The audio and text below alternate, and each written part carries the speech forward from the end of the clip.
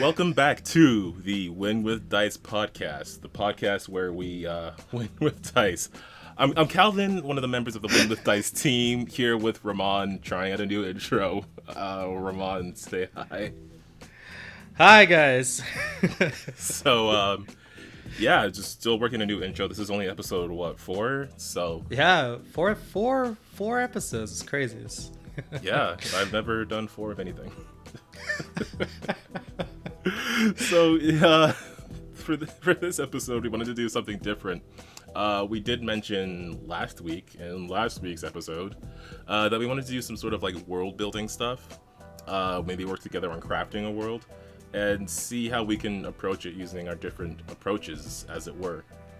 So, what we did is we looked up a map generator, the Asgard fantasy map generator, which is actually very good for what it does.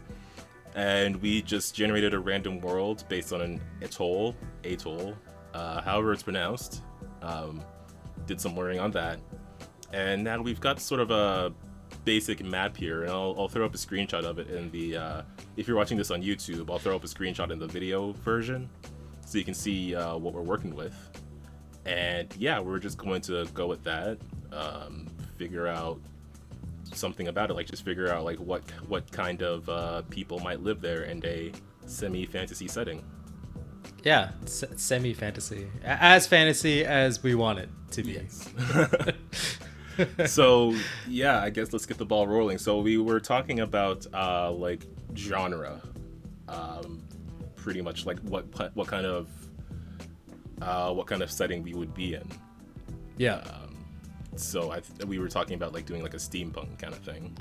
Well, Calvin really wants airships, so I do want airships. I mean, I just want to break away from like the traditional fantasy setting. It doesn't have to be like literal, like whichever era steampunk kind of thing.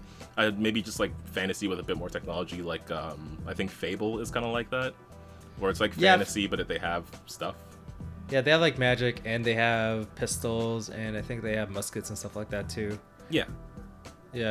Yeah, for sure. I mean, yeah, you could have airships. I think that airships is a good hallmark for fantasy, and like, it's like everybody, whoever plays D&D, like, kind of wants to be a pirate. Like, there's always something that's like, we should really just pool our stuff together and get a boat and then just go pirating and forget this whole adventuring life behind, right? Like, yeah, let's just be pirates. Kind of want to do. Yeah, and then that's like even better when you're just like, oh yeah, we should have airships, right? Yeah. Well, anyway, like a good example of that, it's like all of the Final Fantasy kind of games, like they tend to have airships, even if it's like, you know, medieval fantasy. They always have like some sort of airship in there. So I mean, like, you know, that's like a fantasy setting for sure. Okay, we can stick it in there. I haven't played much Final Fantasy or at all. I played the beginning of one. I don't remember which one it was. I think it was 10, I want to say. It started off with like there was like a party or something, and then I was on the beach. I don't remember. There was a party and I was on the beach, and then it was an adventure, and then I just stopped. Yeah, pretty much. Like, I think there was a cave involved. I don't know. Wait. Okay, I don't know. Maybe you were playing Kingdom Hearts? No, I would remember. It was a Final Fantasy, because I remember borrowing a Final Fantasy from a friend. Oh, okay. Cool. You had a party on the beach, and then you went into a cave. Cool. There were fireworks? I don't know. I think I just stopped and started playing Max Payne. So... It's okay. That's why you need a weeb like me, man. All right. Keep it fresh. If there's any slow-mo in this world, then I got that covered. But okay, cool. All right. So... All right, I was going to jot the airships. Okay, right. So we get airships. Oh yeah. Let me make a tab here. Ideas. It's called ideas. Okay, airships. Yeah, airships. Airships. Okay, cool. Maybe airships are like a real important part of this world, because like, why not, right? Like, maybe you only have airships if you're cool, and then if you don't have airships, like, you're just kind of like a slum, like a scrub. Like a scrub. Yeah, that's I mean, the word. That could be a significant part of it. I mean, they're not only like our ships generally pretty expensive, but we're talking about ones that fly as well. Exactly. So Right? that could definitely factor into how the world itself functions, and like certain areas that might require these ships more would probably have more wealth within them just by merit of having those things, producing them there. Yeah, They probably have more but commerce also there. like the individual who owns them, right? Like these things have to be owned by people. Yeah. So I mean, like those dudes are probably like really wealthy because they're able to like transfer, so they're able to do like so much. So yeah, okay. So we got airships. We And got probably steam. like if they have financial power, I would imagine they have some like consolidation of political power there too. So they might be close to, if not the like center of political power, political power in the region. Yeah, true. Yeah. So yeah, we're talking about airships. How do they function, Calvin? Is it just all technology, or is it magical? Is it a little bit of both? Probably, right? Yeah, it might be a smidge of both. I was thinking because when I think airships, I think like big bulbous hot air balloons in place of sails. Oh, okay. But I guess realistically that doesn't generate enough thrust. But I'm trying to think of a mixture of those two things. Yeah, man. Like, there's no like real science behind this. You want like an airship thing? You can just have an airship thing. Oh yeah, this is a fictional world. Yeah, dude. Like, yeah, you could just have like if you want it to be like big.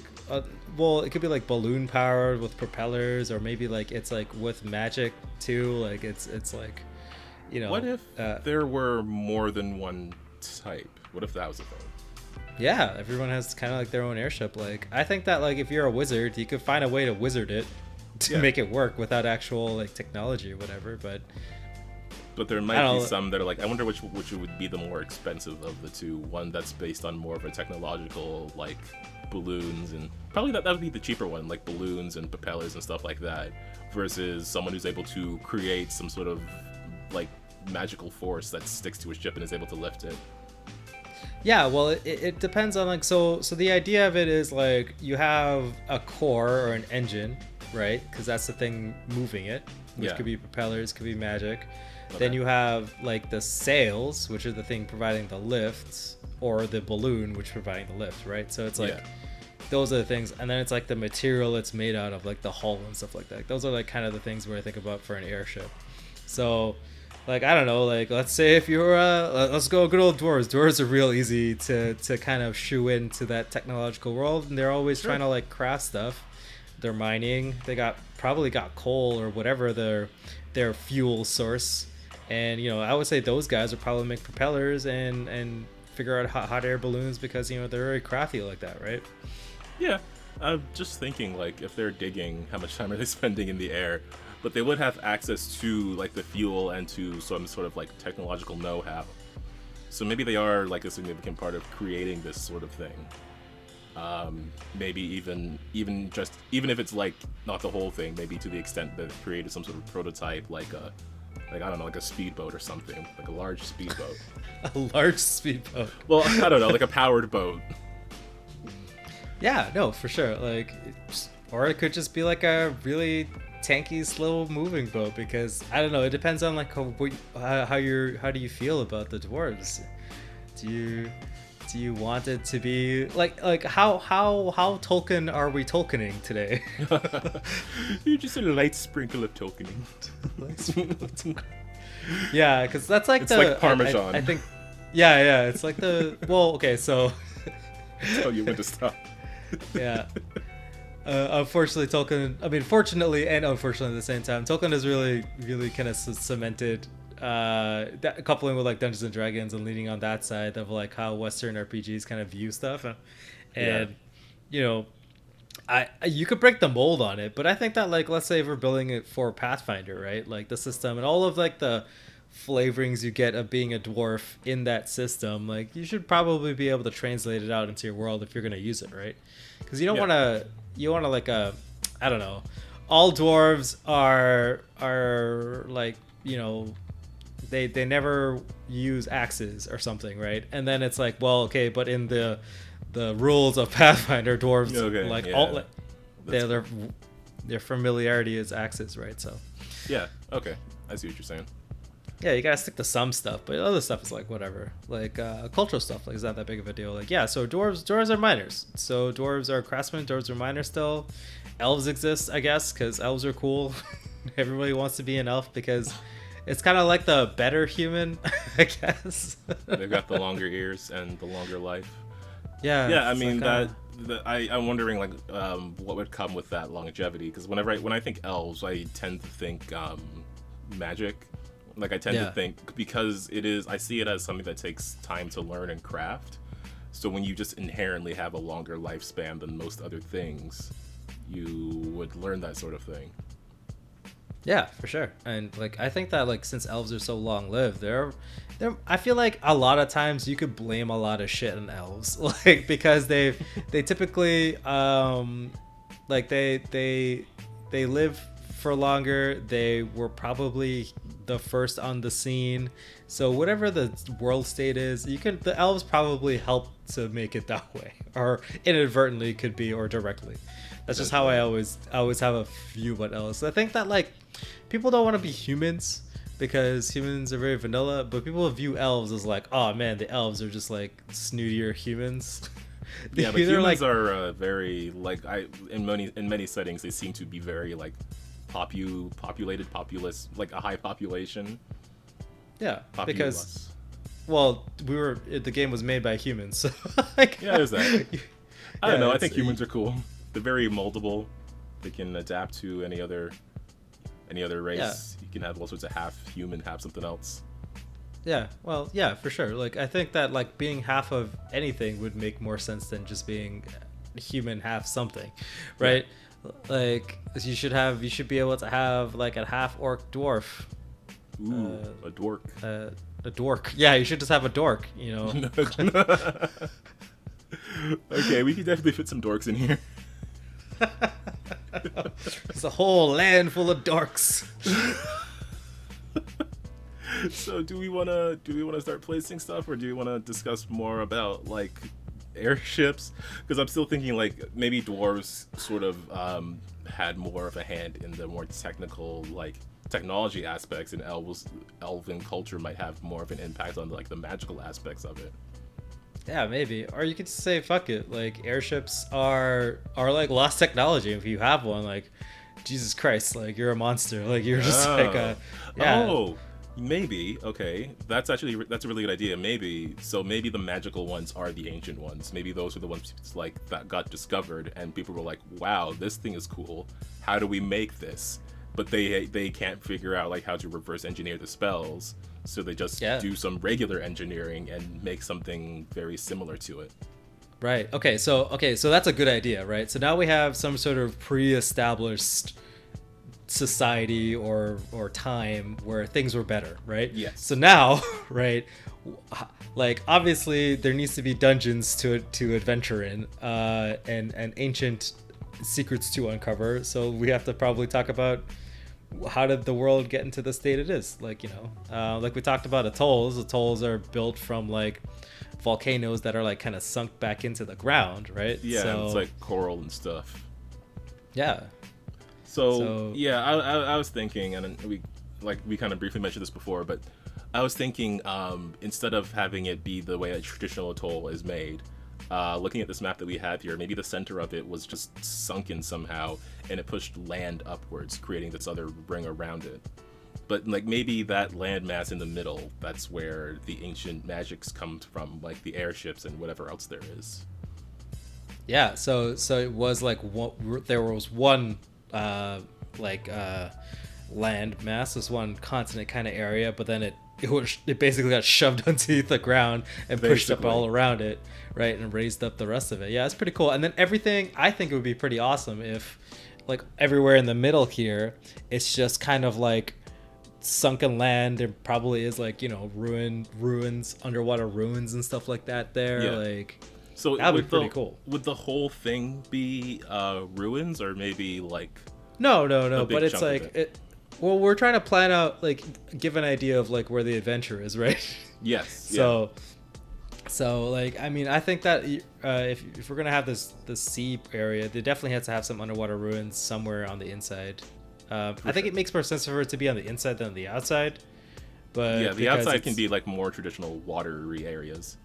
Yeah. And we are very far, like according to the ice that I'm seeing, we are very far south.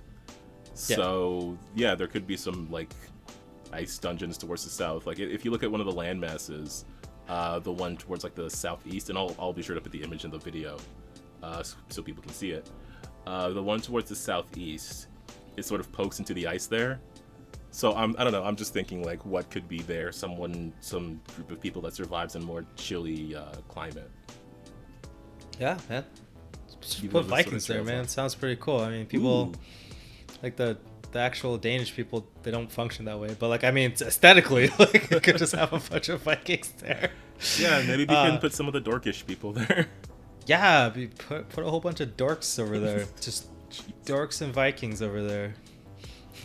That would be really good, actually, because they like to have their own traditional like water ships that can cut through the ice. Yeah, I mean, they're like sailing is like it's such a crazy cultural thing, and like everybody, if you had a coast, you had your own ships, right? Mm-hmm. And like some people were good at it, some people were shit at it. Like, you know, like a good like the idea of it is like what is it, like Japan and Korea when Japan invaded Korea, not like in World War I or whatever, but like before that. Like, yeah. During like the feudal times, like, you know, ships back then were basically just like multi-leveled wooden houses on water. Like it was just like blocks floating. And you know, and then you know, the Koreans created like this turtle ship where it was just like an armored, like it was smaller, lower profile, armored on the top, and it even had like a fire pump where they just, you know, could light ships on fire and shit. Like that's cool. That's pretty cool. Yeah. And that was during the time because, you know, feudal Japan, like they had guns. So, like, so you need flamethrowers. Yeah, so like people had like, and at the same time with bow and arrows, people had muskets. Like, yo, everyone should just learn about history because you could just rip that crap off and put it into your world. That is like legit fascinating. I didn't even know any of that. See, this is why I brought you on board. Because I would just be like airships. And I'll figure the rest out later. They're like real ships, but in the air. But yeah, like we can definitely include something like that, because now we can think, how are the airships like culturally different from each other, even if they came from like a single landmass. I mean, there is another landmass over there to the west, but like how would they be culturally different? I'm trying to think of like what that would even be. Oh, I don't know. Well, Vikings made longships because they needed to float up river to pillage shit. So it's like, that's the reason why they had really flat bottoms and they're really long, right? So they can skim across. They don't need I forget what it's called, but it's like the amount of water your ship actually displaces and how deep it sinks. So because it was so flat, it could go up really shallow rivers, and like it was so long and light that people could just pick it up and walk with it, right? To walk it back down the river, because, you know, people, like, you can't really go up a river. And because it was so long and you didn't really have that big of a sails, you had to have rowing power. So, you know, so you're not like subjugated to the winds. You can just use manpower and get where you need to go.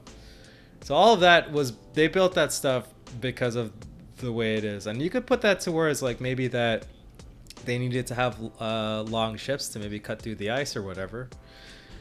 All, you know, because there's a lot of like, it looks like there's a lot of ice chunks and like icebergs and crap like that. Yeah, there's maybe a lot of, like, patches there, so a lot of those are probably pretty close together. Yeah, and like not all these places needs to be like inhabited too, right? Like they're just like there's like wilderness everywhere. Fair. Yeah. I was kind of thinking maybe the middle would be, I mean, I know I'm jumping around a lot, but I was kind of thinking maybe a lot of the middle would be wilderness too. Yeah, sure. I mean, so let's go to okay, let's find a spot that looks good and tell it like why is it important. Okay. Like, let's start with the middle, because the middle is inherently important because it's in the middle. Yes, that makes sense to me. Yeah. So you're mentioning that like yellow bit right there. Yeah, we had been talking about it a bit just in preparation for this, and then we were like, we should probably record all of this, and now here we are. But I was thinking, like, that place, either it has to be important in some way. Either that's the only way to get here to the rest of the island, or there's something, like, specific or, like, supernatural about it. Looking at the map now, I'm kind of thinking, like, this larger orange piece, and I might recolor some of the pieces here. Whatever I put on the video will probably be the final version of this. But I'm thinking this larger orange chunk could be like, it might have been the center of power in those ancient magic-y times before this whole place like sunk down and then created this atoll by washing up the rest of the coast, like washing up to near the rest of the coast of the larger landmass it was part of. Yeah. I'm thinking maybe like that area in general is just like people are trying to like settle or explore or whatever it may be, but that area is just totally like they haven't completed that, or they haven't been able to reach it, or it's just full of some sort of danger. Okay, yeah. I mean, like, I think that like the whole waterway areas around it, it could just be filled with like whirlpools and giant sea monsters and just stuff that just makes like ship travel like, you know, next to impossible unless you have like an airship or whatever. And then even if you're able to land safely into like these, I guess the pink area or the gray area or whatever, like it could just be like, well, I mean, good luck. If you touch down, like you might just be dead by something. Something might just come and kill you. So maybe it's like the yellow area is maybe like one of the safer regions to land on, so that's why it manages to be its own like particular space. It's less I mean, maybe that's more open and available, or maybe it's just whoever's in control of that area. It could just be like a single ruling class or ruling person. Whoever's in control of that area that allows free access there, it gives them enough power to have their own chunk of land that they have control over. And maybe that's like the safer place to land. And the other places, like these pinkish tips here, maybe I'll leave those in because that could be an interesting story. Like looking at this bay area here, that could be something. Like maybe there's something within that bay, like a large creature or whirlpool, that makes that unsafe. But you can land on these spaces here. Yeah, it could just be everywhere's danger until we say otherwise. Pretty much. Yeah, it could also be treacherous terrain too, right? I mean, like you could have it just be all mountainous, right? Like really mountainous, treacherous area. Maybe it could be like a dense jungle. Ooh, some stuff. Maybe like if you have a magical airship that your power supply, you have to like literally uncover it. Like you have to go. There's no way to recreate it. You just have to go find another one. Yeah, like you can't like recapture the fuel or remake the end. Like the engine itself is just powering the ship, but with no sign of. It's like a battery, right? Yeah. And then it's like if you but we don't know how to charge it. Like nobody can figure out how to charge it. Okay. So yeah, so there's like two mysteries in the world. Like one is like how do you recharge these ancient airships, because these ancient airships are like really powerful, right? And two is like what happened? Why did this precursor or this world sink? Like why? And then why is it so fucked up now? Probably the gods are pissed. The gods are pissed, as they usually are. Yeah. Okay. Cool. All right. Cool. Let's. Who do we want to be in charge of this place? Because it could just be like a safe zone where it's like this is like the realm of like the ancient people, or the where all of the easiest way to access these power banks for the airships, right? Since airships are so important and the magical airships are the best airships, people with a magical airship or people with lots of money will pay people to go there and go get it. So that could just be that part could just be like I would say maybe like a trading hub, or like a landing zone, or like some sort of like equivalent of like a for adventuring town or something, where people can just go there and then they can sign up for expeditions into the wild and recover lost technology. Yeah, so I'm just making some notes here. So like trading port, landing zone, like safe zone before the adventure, essentially. Yeah, or it couldn't be. Doesn't have to be like a safe zone, but it's basically just like a controlled area, like in a not safe place, right? Yeah. Yeah. And yeah, I do like the idea of it just being under the control of some like wealthy person who's just like, yeah, you can come use my space, just kick up 10% to me. Yeah, it's like all trade, like anything that's found has to be, they have to like buy a pass or something, or just the money has to flow up to whoever owns it. Yeah, I like that concept of like they have to buy a pass. Cool. So what about these other two areas? Because like there are a lot of places that are colored like the same kind of pink, and I'm wondering, are they? I mean, it might be just like a limit of the generator. It only has so many colors, but yeah, it probably is that. Okay, so let's examine it on its own then. Do we want to like include these two tips though in the same kind of? Yeah, sure. Like, or not. I don't know. Let's just start talking about it, and we can decide whether or not the tips make sense. Okay, sure. Because I'm thinking of them as like maybe a gateway or something like that to, like, there's this particularly dangerous area within here, but there's these I mean, I don't even know if I would call them safe. But I guess just settled in a way. Well, okay, so how about it's like you want to kind of have that place be in control of maybe something between some sort of monstrous civilization that is not so friendly towards everybody else, but really trying to get to, the point is that you're trying to get to the other side of the island, right?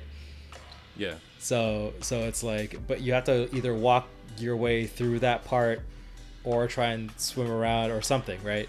And you could have it so that this point's not too bad to get to, but it's just that like the area that's it being controlled by, you know, hobgoblins or orcs or whatever, giants. It could be giants, whatever you want.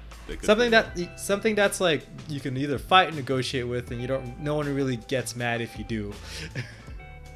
Okay, so they have control of those areas, so they're not like totally wild like the rest of it is. There is some sense of quote unquote civilization there. It's just that they're like, yeah, you can call it like wildlands, and they could just be wild, but I mean, like, you gotta put some sort of human. I think if you want to have like a progression between like areas, right? So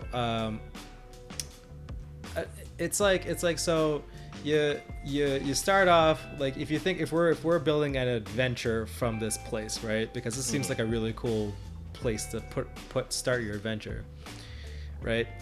Fresh off the boat, you come in there with your level one fighter self, and you hear about you get a job exploring the wilds, and you have to cross, or there's like a caravan coming back, and you're trying to make it, an expedition's coming back, and you have to like link up with them to take them the rest of the way, or like or something like that. But it's like you kind of want it to be like stages, like this is civilization, this is half civilization, and this is like full blown, like we're inside like you know, super danger zone. Like you gotta have that buffer zone.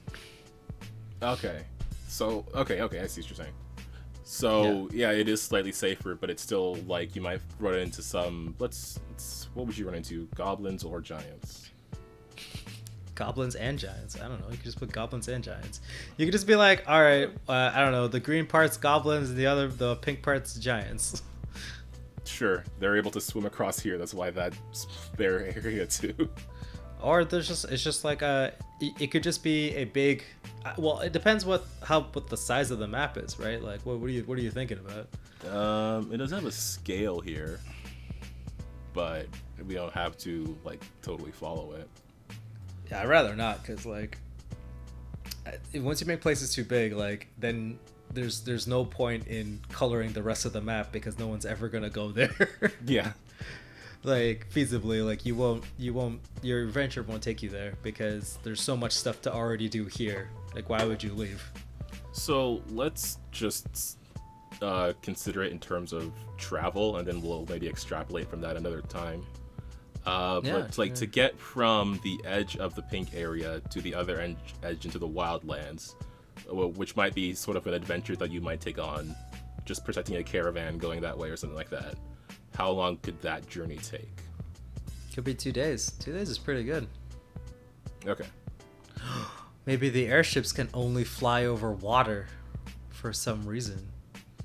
Ooh. I mean, Nah, if you crash, you're still on a ship at least. Yeah, that's true. Well, I guess not, because I was trying to think of like, why wouldn't you just have an airship Just fly go over the whole place? thing. Yeah, that's something I was wondering too. I was thinking like it would just be there's nowhere to land it, and you can't just like park it in the air.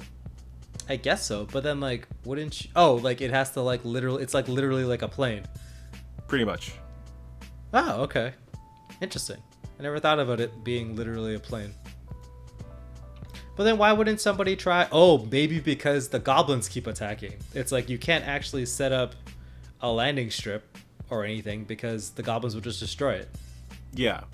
Like there's only one region where they were able to safely set up landing strips for airships. Whoa, Calvin, you're so smart. Yay. Yeah, okay, cool. So airships can land in the water and take off perfectly fine. But they have to Sure. they have to like actually land properly. It's not like a helicopter. You can't just go down. Yeah, because like even if you were to land in the water on like the southern edge here, and then like regularly ship your ship over here, like sail it or whatever you might do.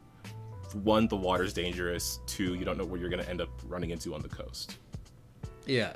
So there's like one safe part where you can park your ship. Yeah. Okay, cool. Yeah, that sounds great. And then we'll have like the goblins or like I think that like you could just even all these multicolored places, they don't have to be like different. They could just be terrain even. Like Yeah, I mean they could just be labeled differently. So yeah, I mean let's have like a forested area. Let's put that green part being like the foresty part because it's green. And maybe the other part being like kind of like a rocky, hilly terrain kind of area. 'Cause that kind of feels like kind of goblin-y, and like I guess the other place could also be goblin-y, but that could be like more wild kind of stuff. Cool. Yeah. And there's giants in between the two of them. Yeah, and there could just be giants all around the place too. And like that has like a good mix of stuff, I think. So then so then who's in charge of the place? I mean, like there's all these races and peoples and cultures. Like, who do you think would want to set up a base camp here? I keep thinking, like, I just have this image in my head of this like one particular eccentric jerk who's in control of this region. And he's like, "Hello, adventurers, I need a favor from you. Seems one of my caravans got lost.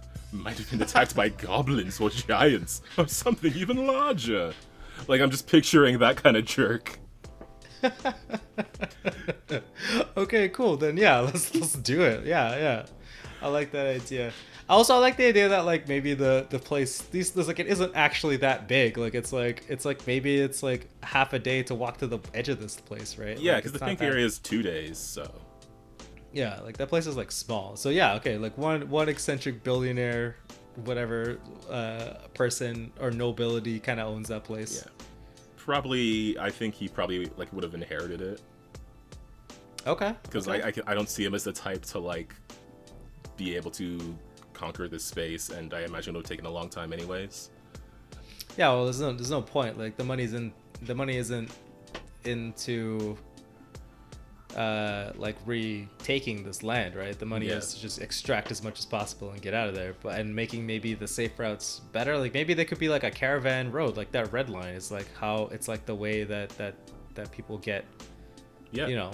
Because if we're imagining this area was previously like settled by sort of like a ancient, now destroyed culture or whatever it was, they might have had their own like established roads or pathways.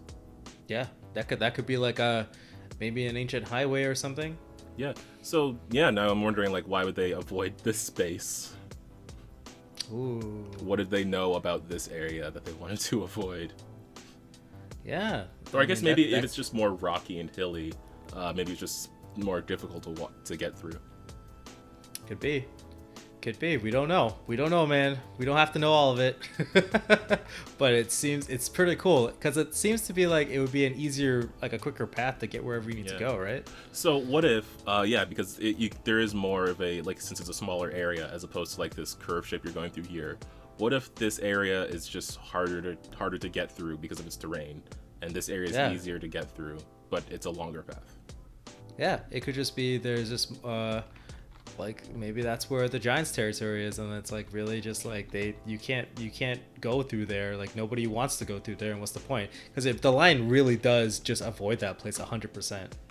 Yeah, like you got this small one here, but yeah, I like see like this is why I like doing the random generators, because now we're like crafting a story reason for this random line. This line that was just like random numbers. Yeah. Okay, and it leads to this area. So yeah, here I'm thinking you have spots that have like, and probably in world, the map that people would have of this is definitely going to be like a lot more vague than this one. I imagine like more question marks than anything. Yeah. And it's just going to be places where people think there might have been spots that were explored before. Like they have some vague, very vague notes because there's no like full details. It's just like, well, we've got some batteries from here, so we know there's a reservoir or something here, or we've got some notes from here. There might have been like an ancient city at some point here. Right. So maybe there's just like a bunch of ruins. This is just straight up ruins land where it's just like this weird. I just assumed that it would be like whatever the ancient people that lived here, either they're all died off or they were all something and now they're something else, or it could be that and so like they're remnants right of their society. Like they don't really know that they were this great, right? They all kind of live there, or they all just died and it's just like the places all are haunted, or whatever their superior technology, like could be like golems or robots or whatever, are still operational. All of their security is still operational, but they would have like impressive magic technology, wouldn't they? So maybe those can be like guarding like certain areas. But I do like the idea that they got turned into something else. Like I'm just picturing like these infected magic undead. Yeah, for sure. I mean, you could have these like kind of I like the idea of, what is it, from Mass Effect, the husks. Yes, I was thinking Geth, and I was trying to remember what they did to people. No, they just shot people. That's what they did. They're like, nice try, guys, but like, but so it would be the husks, where maybe some of them are like they're just kind of shambling around the place. Yeah, but, I don't instead imagine of being they're like undead. It's like magically undead, I guess. Yeah, I don't imagine they're very intelligent, but I imagine there are a significant number of them.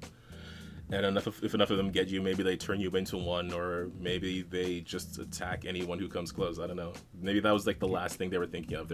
Maybe whatever happened to them, there was some sort of apocalyptic situation, and now whenever they see a living creature, they think it's that ancient enemy that came for them before. But I guess I don't see how people would know that, but that could be a thing. Well, I mean, they don't necessarily have to understand what they're doing, right? Like it could just be that like they're mindless or incomprehensible. Yeah. That could be a thing.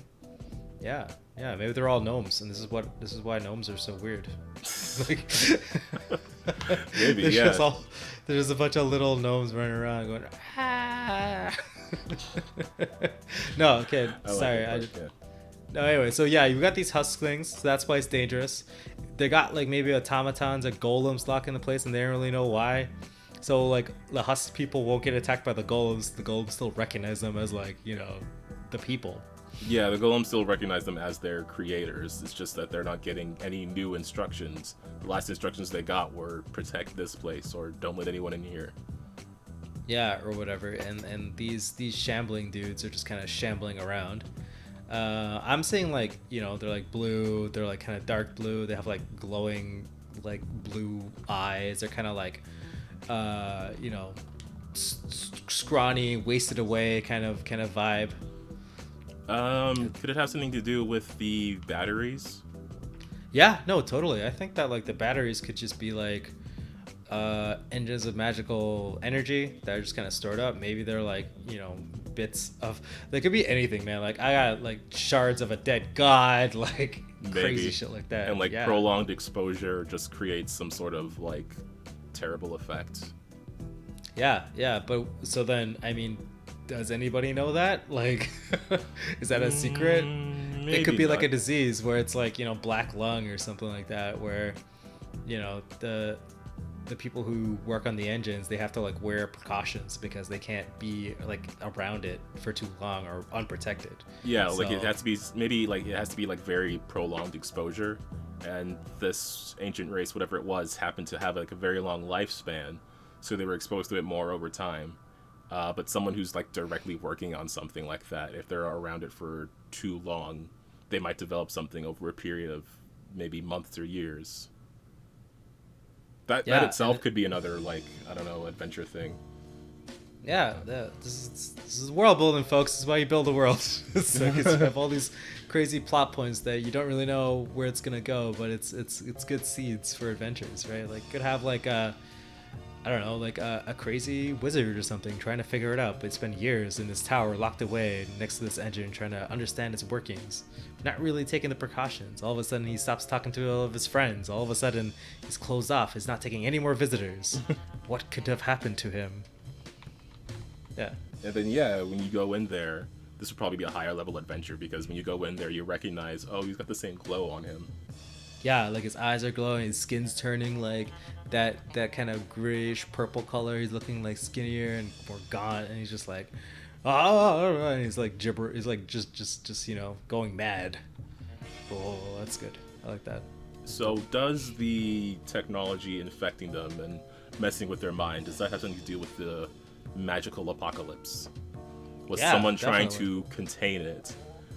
And they had like a bunch of people pray to all their gods at once, and their gods were like, just reach down a giant finger and poke that island down. It's like, boop. just sink it. Like, I'm thinking either divine intervention or like hundreds of these batteries all exploding at once.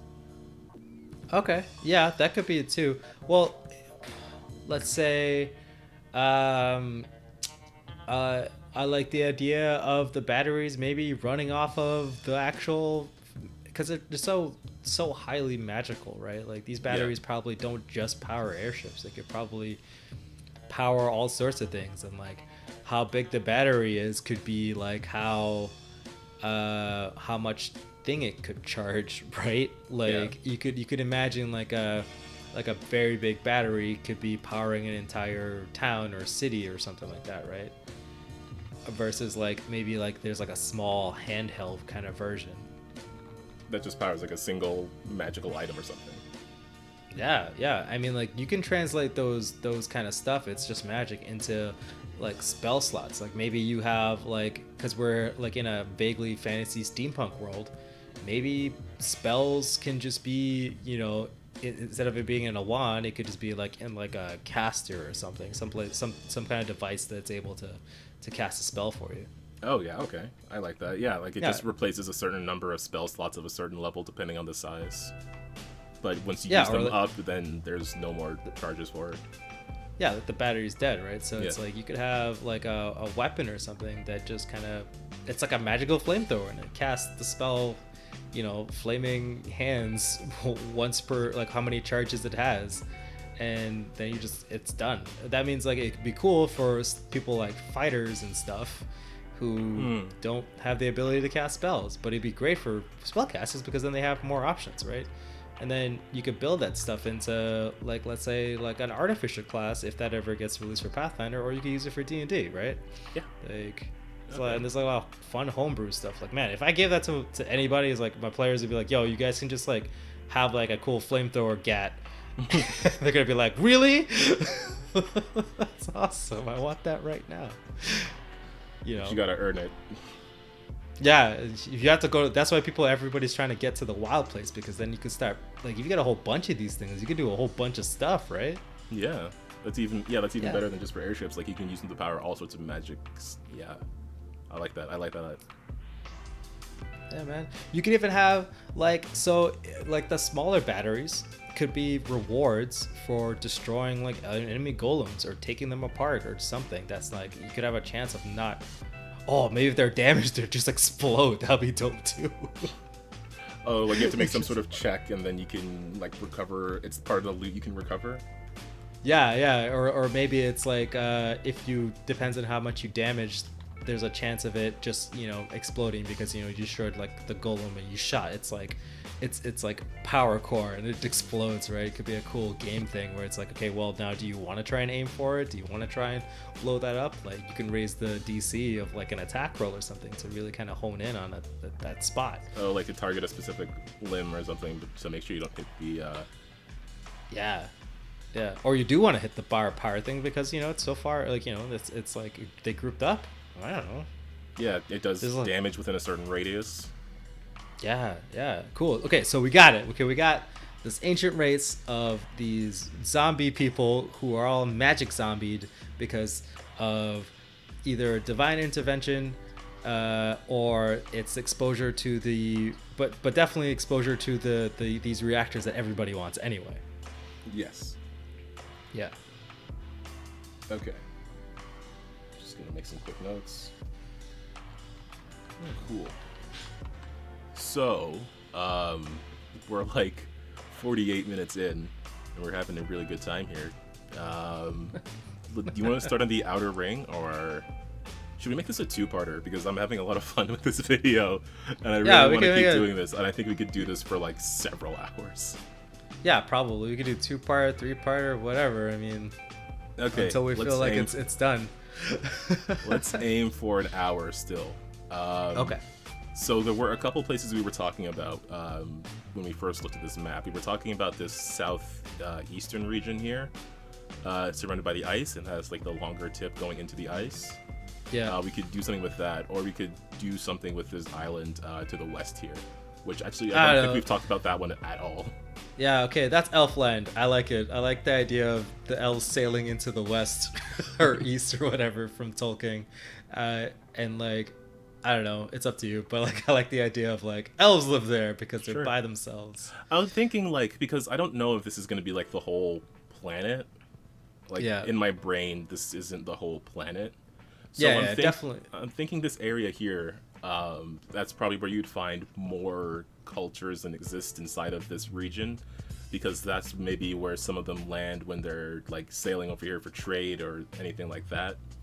Oh yeah, like this is just the one magic island place, and this is just like the whole deal with this is like the airships and bullcrap and like all that stuff happens here. Yeah. But the rest of the world's living an entirely different life, maybe. Yeah, because there's like the whole like rest of the planet still. So like maybe towards this western area here of it, you'd find some like all sorts of varying like races and cultures and stuff that you might not find in the larger area. Yeah, okay, cool. I mean, it could be all right, so let's forget about it. Could be Elven, it could be whatever. It doesn't matter about race. But yeah, so that part is like the first entry point of some foreigner being into the place. So yeah. Okay. I mean, it's cool. Who runs it? Who would run it? Because I'm thinking the ring itself would be like more like a wide array of like different like nations and stuff like that. But I don't know if this would be one singular force or multiple. Like you know what?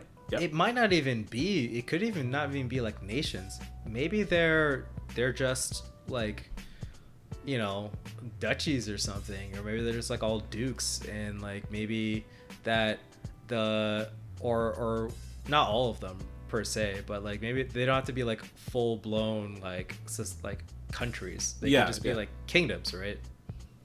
Yeah. Maybe less than that. I don't know the names of like regions and stuff, but yeah, they could be like minor dukes or lords or something like that.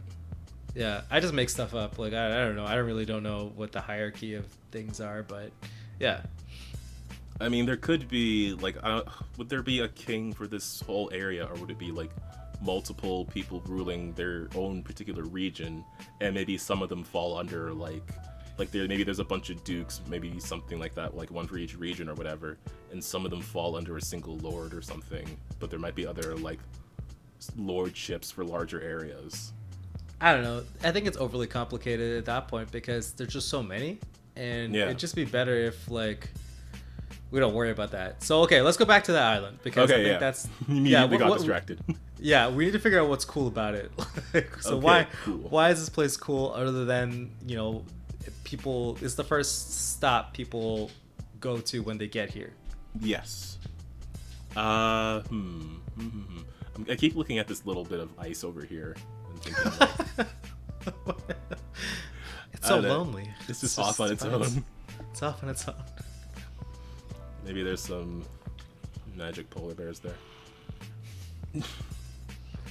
But this area, because it is like just the map generator just divided it into 3 spaces.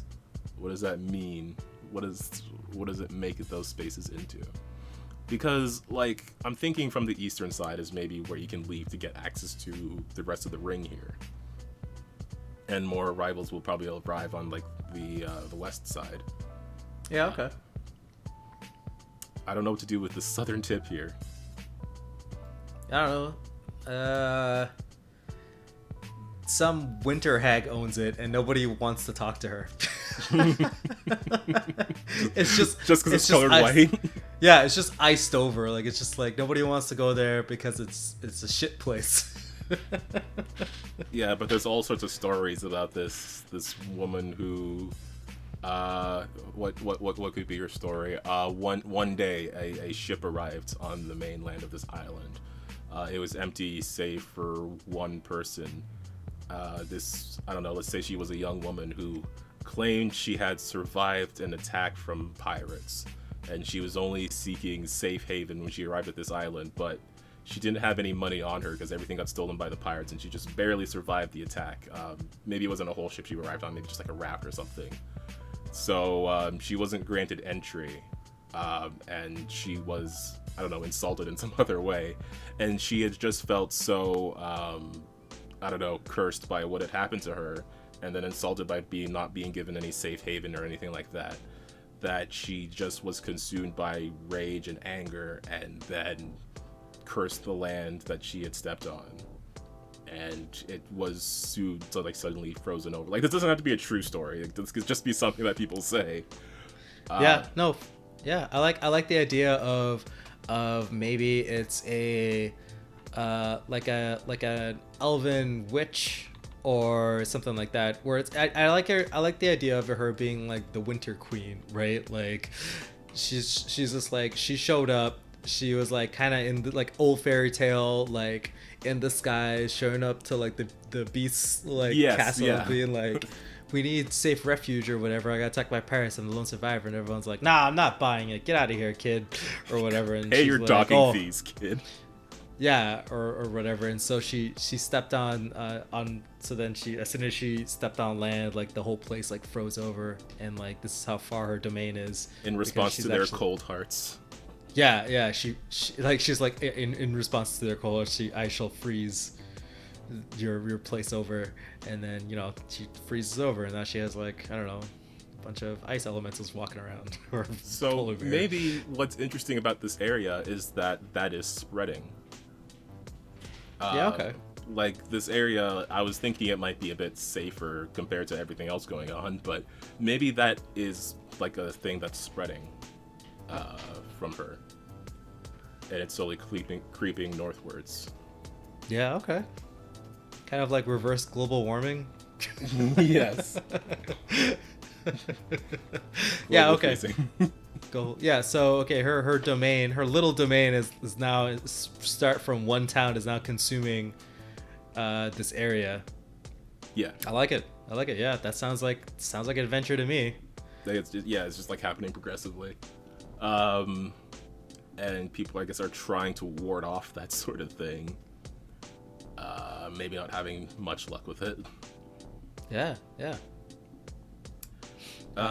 Yep. Cool, yeah. And then I like the idea that that thing in the middle is like a big lake.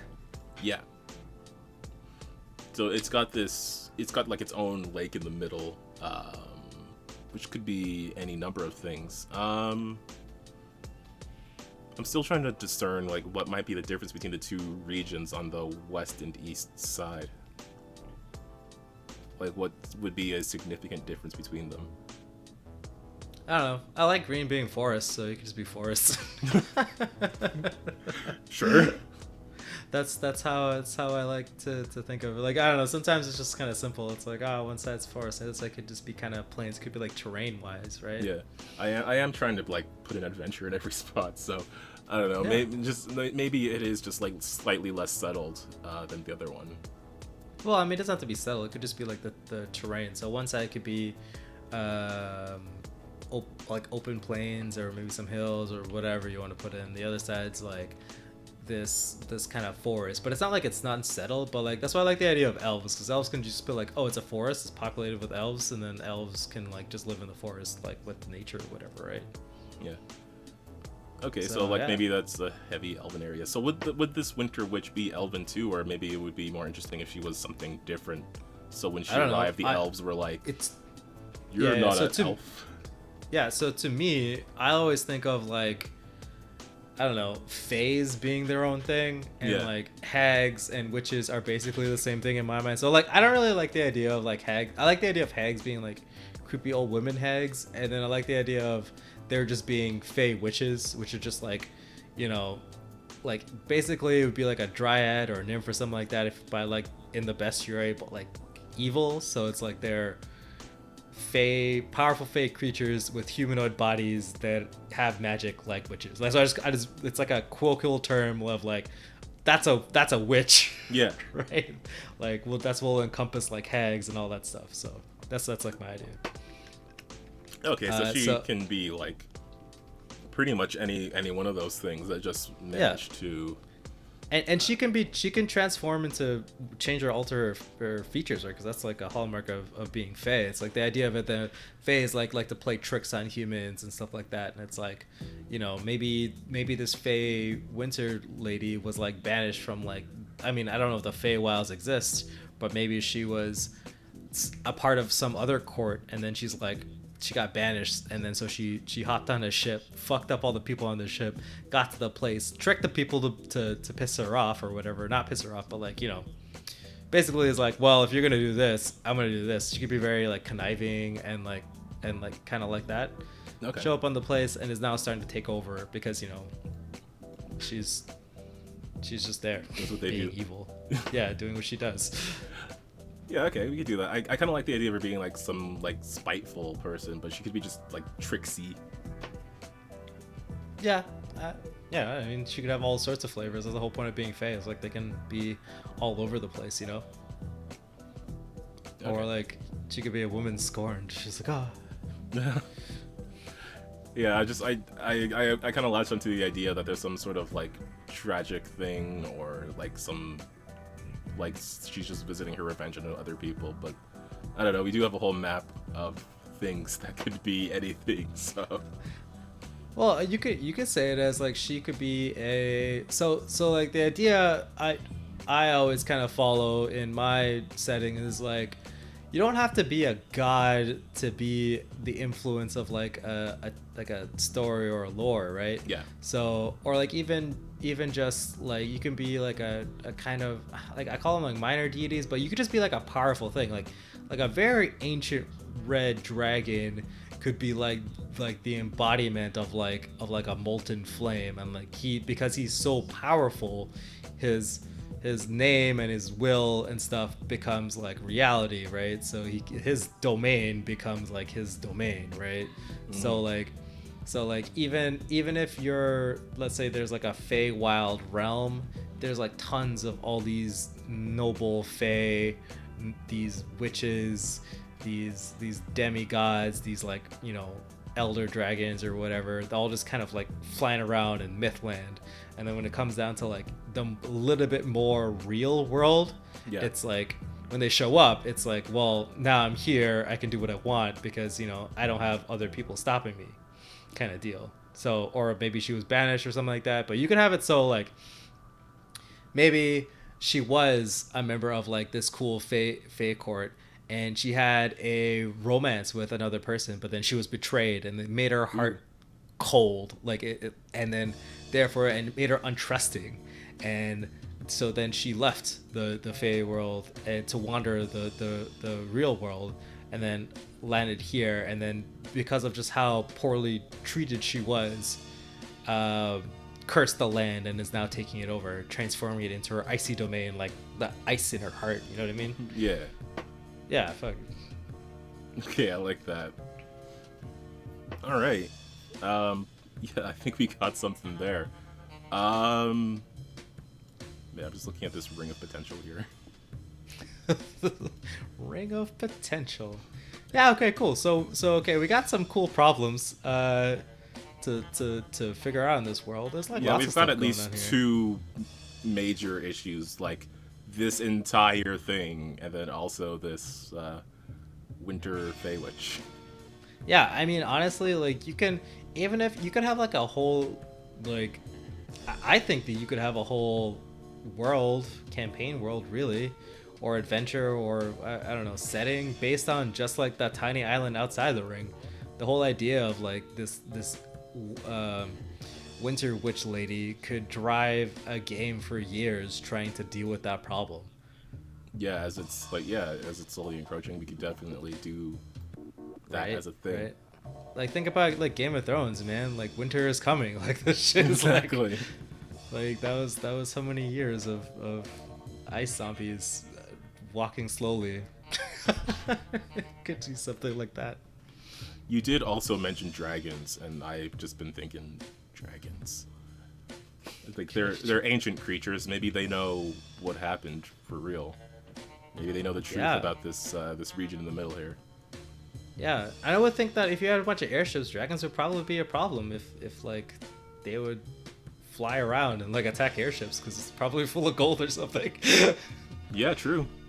So they would have to be. Oh no, we're going down a tangent. But they would have to be like much more rare, I guess, for airships to be more of a thing now.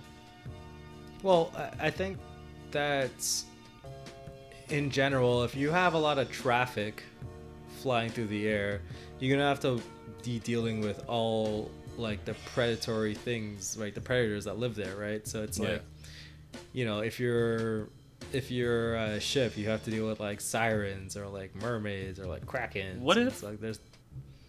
Oh, sorry. Sorry. No, I was just thinking, what if that's part of why the middle of this landmass sank? Like it was a battle between this ancient race and the dragons. Oh, okay, yeah. So they fought. They were fighting with each other, the dragons and the ancient people. Yeah. So who won? Did nobody win? Seems like I was thinking like a mutually assured destruction kind of thing. Like maybe even if the people brought the dragons down somehow, they ended up exposing themselves to a significant amount of the battery energy, and that led to them becoming like these magic zombies. Yeah, and then maybe the actual these magical batteries, are they even like their weapons and stuff. They could have like destroyed the land and maybe like cause it. That was the cause why it sunk into the ocean. They could have just been this crazy upheaval of tectonic bullshit. Yeah, like some sort of massive explosion, maybe from like a whole bunch of them, that just caused the landmass to sink down and then push up the other like land and the water around it. Rather than like a coral reef ring, it just pushes up the land around it as it sinks down from this like magic apocalypse explosion, sending a wave of destruction that covers like pretty much most of the land and probably further out into like the ring of water around it. So it might mess up some of the natural creatures there. So you might have to deal with some of that when you're sailing. Yeah, I would say that maybe there's like a lot of there probably could have been like a network of these things. There's this crazy chain reaction that like broke down their base level. I mean, there's a whole bunch of volcanoes happening. It's like if we've ever played that game, what's it called? Escaping Atlantis, I think it's called, where like you got the haven't. tiles. Oh yeah, you have tiles, and you take your meeple and you put them on a boat, and then you take away a tile. It's like that's what I imagine. It's just like parts of it just sinking into the water from like these chain reaction explosions, and like. So yeah, okay, all right, cool. And then they fight dragons. And they fight dragons. Yeah, what if the chain reaction explosions were like an attempt to set a trap for the dragons to hit multiple dragons at once? And that's why they have the batteries. The batteries are like reservoirs for the power that they collect, but they did have roots to send it to like giant power lines, essentially, to send this magical energy. And then they just set off an explosion, maybe on purpose or by accident. We can figure that out. And that chain reaction just caused multiple explosions that not only sank the land, it sent out a wave of this infectious magical energy. Yeah, okay. Maybe they're just so desperate because the dragons were messing people up so bad. Yeah, they thought it was a calculated risk, but they were bad at math. yeah. Or like it was like an 8% chance of like shit going upside down, and like they rolled a 1 or whatever. Yeah, someone rolled a 1. Yeah, it could be like that. Yeah, okay. I mean, but then you have to think about like, so are dragons like organized? Are dragons evil? I mean, some dragons are evil. What about the good ones? Do they exist? I mean, maybe. Yeah, I was thinking the dragons were mostly like attacking their airships, so they fought back, and then that just escalated into mutually assured destruction. But there might have been good dragons. Maybe they went into hiding, or you could still find some if you go in the right place. well, I mean, they just don't have to exist. Like, so the idea of it is, it's like in the bestiary for Pathfinder, it's like there's metallic dragons who are good dragons and chromatic dragons who are bad dragons. And they stem from like Tiamat, the god of dragons, Tiamat, and like I forget what the god of the good dragons are called. But so there's two dragons, and all the dragon offsprings pretty much come from them, like in the idea of dragons in that world. Mm-hmm. So I mean, you could just have chromatic dragons in this world, and they're just, you know, bad dudes. Yeah, there might be like maybe 1 or 2 left from that original time, but most would be like newer ones, and maybe metallic dragons are a new thing. Okay, that's cool. Metallic dragons are kind of, I mean, they don't have to be good, but they could be neutral or whatever. Like they could just be, oh, that'd be kind of cool, that the older dragons are the colored ones, but the newer dragons are like they got like wrapped in this after the explosion. They got exposed to this stuff, and it like turned their skin metallic. Ooh, that'd be kind of dope. And then they live in the crazy wildlands in the center, and you have to fight dragons too, metal dragons. Yeah. But some of them might be okay. Yeah. Because I mean, maybe they just like lost their memory or whatever. Yeah. Okay. Cool. I like it. I like that stuff. And maybe they're like kind of messed up, like everything there. Everything there is kind of weird. True. So they might be like not evil, but not like might be more neutral than a straight up evil dragon would be. Yeah, they could just be crazy like the rest of everything there. Yeah, interesting. Cool. Okay, I mean, dragons are. Yep. I like the idea of like an ancient dragon, like something that like if you speak its name, everyone's like, like in legend that this thing is like, you know, basically a god of destruction. If it shows up, like, God help you that, you know, your death is swift, because there's like no he other was option. the one guy, like they were trying to get a bunch of dragons, but he was the one that they definitely wanted, and he attacked their greatest power reservoir, the one that's like connected to every other like power unit by these power lines, and their last ditch move was to just blow the whole thing in an attempt to stop him, and that set off a chain reaction that destroyed the whole island, but it also wounded him to the point that he hasn't been able to, maybe he is still alive, but he just hasn't been able to like get away from wherever he is. Like he's like sleeping underneath the water or something. Like he's like kind of like one of those like kaiju level threats or something, where it's like he's like injured, but he's like sleeping for like a millennia underneath the water, slowly regaining his power or whatever. And like these people, maybe it could be like, okay, so like this dude, this ancient dragon, this evil ancient dragon had like an ability where like he was able to, like, you know, control all the other dragons, a la of like, you know, like How to Train a Dragon. Yeah. Oh, okay. I was thinking about the Orbs of Dragonkind, but Oh yes, like the Orbs of Dragonkind too. Yeah, that's way cool. Let's do that one. because I was kind of thinking if the substance exploding turned some chromatic dragons metallic, maybe he's just like a rainbow dragon. Yeah. Maybe he's like a Tiamat thing where it's just he's just like he has a bunch of heads and they're all the colors of the chromatic dragon, and then all of the dragons had like the chromatic orbs of dragonkind or whatever, right? And then, so it kind of disseminated that way, and that's why they were all fighting. Like having like a good central bad guy for this place is pretty cool. I like that. Yeah. So we've got like two now, because you got the Winter Witch, we got this sleeping dragon, as well as the dangers within the. Yeah, arguably one I think is more important than the other one. Well, but hey, man, maybe you could be like, oh man, they're gonna resurrect Tiamat. Yo, Winter Witch, you gotta come help us. Yeah, I mean, kind of cool. I mean, yeah, her whole thing will get destroyed too. Maybe that could be. I mean, I don't know. It depends on how that campaign goes, if that's a thing. Yeah. It depends how that campaign goes. Yeah, okay. I'm definitely just gonna make some notes on the dragon cut here, and then we gotta name stuff, and I think that's gonna be the hardest part. Yeah. Well, maybe we should. Okay, so if I think that maybe we should consolidate some of these little land areas or something, or just a little bit, because I think it's a little bit too much. Because once you start like around the ring, right? Yeah. So it's like, well, these could be like a whole bunch of places could be like one thing or another, but like it might be difficult to make them all unique or whatever, because then you're just starting to like kind of flavor stuff for the sake of flavoring it, not really giving it like the life. But I don't know. We'll see if when we continue doing this.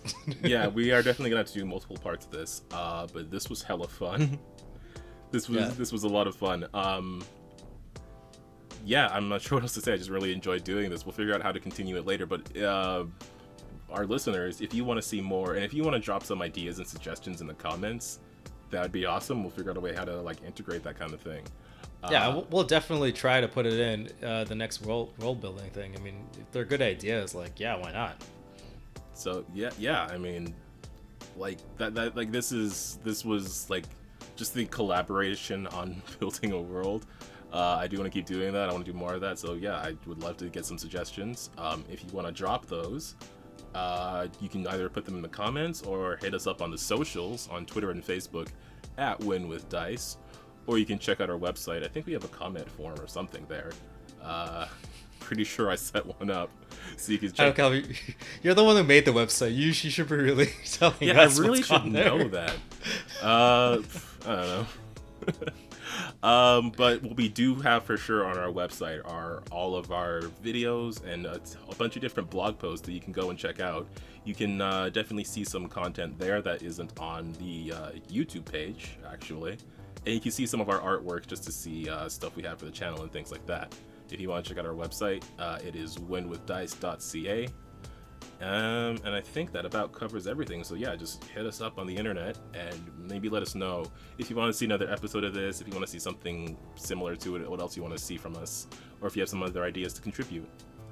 And I think that's about it. Ramon, do you have anything else to add to our outro? No, keep on winning with dice. That's my line. All right, folks. Well, we'll catch you next time. And like the man said, keep on winning with dice. See you later. Goodbye.